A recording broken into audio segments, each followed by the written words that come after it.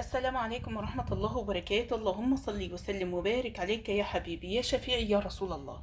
حبايب قلبي اللي أول مرة يشوفوا القناة ما ينسوش اشتراك وتفعيل زر الجرس وتعملوا لي لايك للفيديو، ده فضلا طبعا من حضراتكم وليس أمر. بحبكم جدا جدا في الله، ربنا يكبر خواطركم ويرضيكم ويرزق كل مشتاق فيكم بما يشتاق، اللهم آمين يا رب العالمين. بشكركم على دعمكم ليا، وبتمنى وجودكم ده يفضل نعمة كده في حياتي يا رب، ما يحرمنيش منكم أبدا أبدا أبدا. تعالوا بقى نعمل كده لنا برطمان مخلل حلو كده ناكل منه خلال 4 ايام. 4 ايام يا رفية، ايوه 4 ايام هتكوني اكلتي احلى مخلل في الدنيا، ومش هيكلف معاكي 20 جنيه.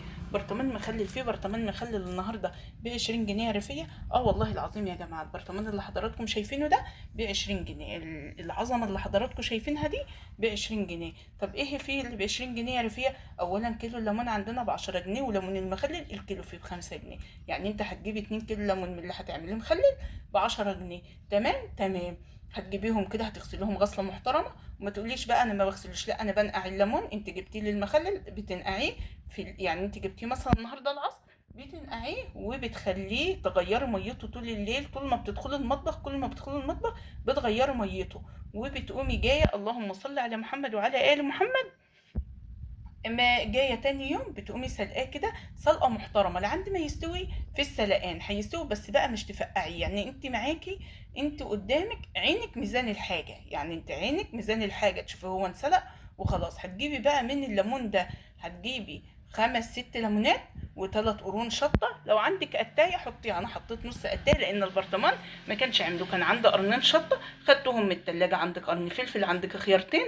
تمام. طب انت بتحط الخيار والقته بميرو في المخلل يا رفيع؟ لا بميروش يا جماعه، لان المخلل ده هناكله خلال اسبوع. وهتجيبي الليمون هتقطعيه بقشره برضو بعد ما غسلتيه، هتقطعيه بقشره، وهتقطعي الشطه، هتشيلي القمع بتاعها بس الاخضر، وهتقطعيها وتفرميها في الكبه معاها ايه، معاها الملح بتاعها.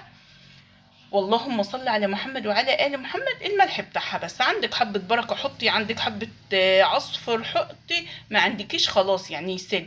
وتقومي جايه فرمهم في الخلاط فرمه محترمه، وتيجي تفضيهم على البرطمان اللي حضراتكم شايفينه ده. وعندك جزرتين، كان عندي جزرتين برضو فاضيين في الغساله في التلاجة قصدي، وقمت عملتهم خرطتهم. برضو انا بخرط المخلل يا جماعه صغير، يعني انا بخرطه كده صغير قد عقله الصابع. ليه بقى؟ علشان اللي ياخد مخلله مش يفضل يقطم فيها، تبقى على قد اللقمه كده. وزي ما حضراتكم شايفين بتحطوا شويه زيت محترمين كده اهوت، زي ما حضراتكم شايفين كده.